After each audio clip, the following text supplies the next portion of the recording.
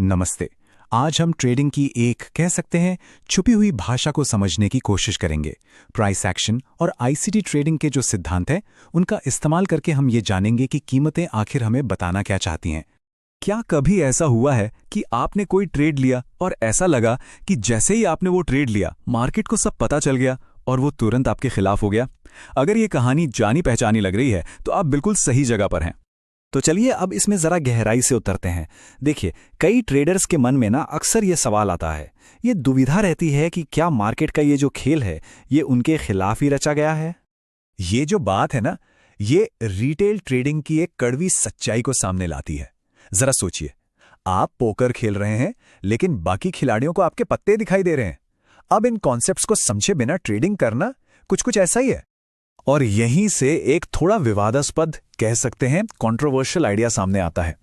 जो पारंपरिक trading education है ना, उसकी अक्सर आलोचना होती है। कुछ लोगों का तो ये भी मानना है कि ये रिटेल ट्रेडर्स को कामयाब बनाने के लिए नहीं बल्कि उन्हें नुकसान पहुंचाने के लिए डिजाइन की गई है। तो भाई सवाल यह है कि इसका हल क्या है। चलिए पहले समाधान की तरफ बढ़ते हैं और वो है प्राइस की कहानी को पढ़ना। यही प्राइस एक्शन की असल नींव है। तो हमारे सामने दो रास्ते हैं। एक तरफ है इंडिकेटर बेस्ड ट्रेडिंग। ये क्या करती है?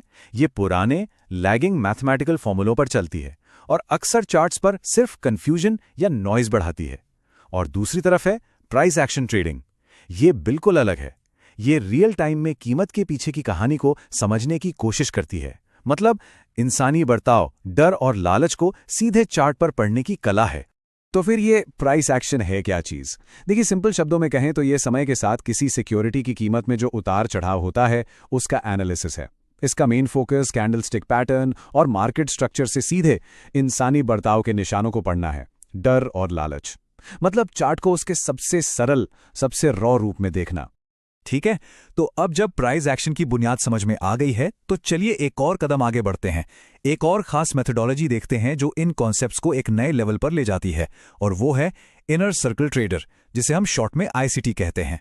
तो आईसीटी, जिसे माइकल जे हडलस्टन ने डेवलप किया था, ये एक ऐसा तरीका है जो बड़े इंस्टीट्यूशनल प्लेयर्स, जिन्हें हम स्मार्ट मनी भी कहते हैं, उनके फुटप्रिंट्स यानी उनके निशानों को पहचानने पर फोकस करता है ताकि मार्केट की अगली चाल का अंदाजा लगाया जा सके। आईसीटी कुछ बहुत ही कोर प्रिंसिपल्स पर काम करता है। देखिए, इसका सारा खेल स्मार्ट मनी के निशानों को पहचानने का है। इसका मतलब ये इंस्टीट्यूशनल ऑर्डर फ्लो पर बहुत ध्यान देता है।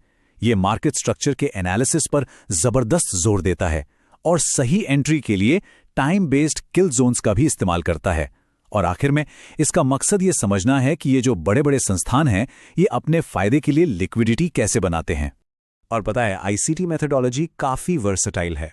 मतलब ये फॉरेक्स में तो बेहतरीन काम करती ही है क्योंकि इसे वहीं डेवलप किया गया था, लेकिन इसके जो प्रिंसिपल्स हैं ना, वो स्टॉक इंडेक्स, कमोडिटीज़ और यहाँ तक कि क्रिप्टो जैसे दूसरे मार्केट्स पर भी लागू होते हैं। हाँ, बस हर मार्केट की अपनी कुछ खास बातें होती हैं जिनका ध्यान रखना पड़ता है। चलिए अब फटाफट कुछ जरूरी टर्म्स को समझते हैं। ये वो शब्द हैं जो किसी भी ट्रेडर के टूल किट का एक जरूरी हिस्सा होने ही चाहिए। तो सबसे पहले आता है मार्केट स्ट्रक्चर। ये क्या है? ये चार्ट पर बनने वाले हाईज और लोज का एक पैटर्न है बस। अगर अप ट्रेंड है तो आपको हायर हाईज और हायर लोज दिखेंगे, और अगर डाउन ट्रेंड है तो लोअर हाईज और लोअर लोज बनेंगे। सिंपल। अगला है सपोर्ट और रेजिस्टेंस। ये कह लीजिए प्राइस के वो जरूरी जोन्स हैं जहां या तो खरीदारी का इंटरेस्ट, जिसे हम सपोर्ट कहते हैं, या फिर बिकवाली का प्रेशर, जिसे रेजिस्टेंस कहते हैं, इतना ज्यादा होता है कि वो कीमत की चाल को या तो रोक देता है या फिर पलट देता है। अब आते हैं ऑर्डर ब्लॉक के कॉन्सेप्ट पर, जो कि एक बहुत जरूरी आईसीटी टर्म है।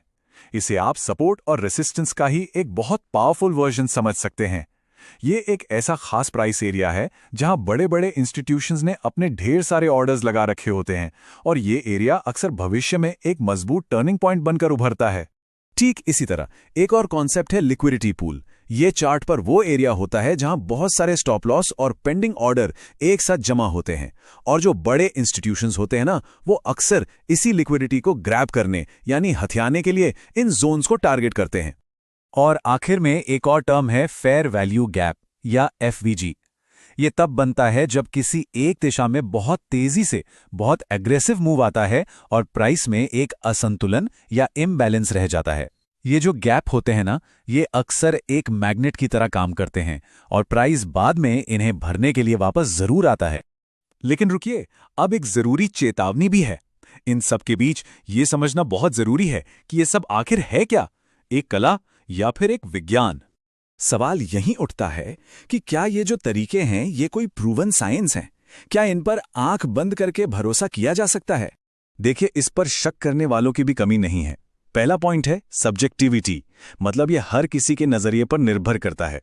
एक ट्रेडर को जो पैटर्न बिल्कुल साफ साफ दिखाई देगा, हो सकता है दूसरे को वो नजर ही ना आए। दूसरा पॉइंट है सर्वाइवरशिप बायस, मतलब हमें सिर्फ सफलता की कहानियां ही सुनाई देती हैं, उन लोगों की नहीं जो इन्हीं तरीकों का इस्तेमाल करके फेल हो गए। और आखिर में सबूतों की कमी। पैटर्न काम क्यों करते हैं, इसके लिए जो एक्सप्लेनेशंस दिए जाते हैं वो अक्सर व्यक्तिगत राय होती है, जिसे साइंटिफिकली साबित नहीं किया जा सकता।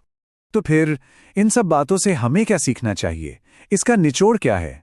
चलिए इन दोनों फिलॉसफीज के पीछे जो एक पावरफुल आइडिया छिपा है उसे समझते हैं। देखिए, सबसे बड़ा और जरूरी बदलाव जो यहां हो रहा है वो ये है कि हम लैगिंग इंडिकेटर्स पर निर्भर रहने के बजाय मार्केट में जो रियल टाइम लड़ाई चल रही है उसे एनालाइज कर रहे हैं। ये बुल्स और बेयर्स के बीच का असली संघर्ष है। मतलब ये मार्केट को सिर्फ ऊपर नीचे जाती हुई टिक्स की एक रैंडम सीरीज के तौर पर नहीं, बल्कि इसे कलेक्टिव ह्यूमन बिहेवियर यानी सामूहिक मानवीय व्यवहार के एक आईने के तौर पर देखना सीखने के बारे में है।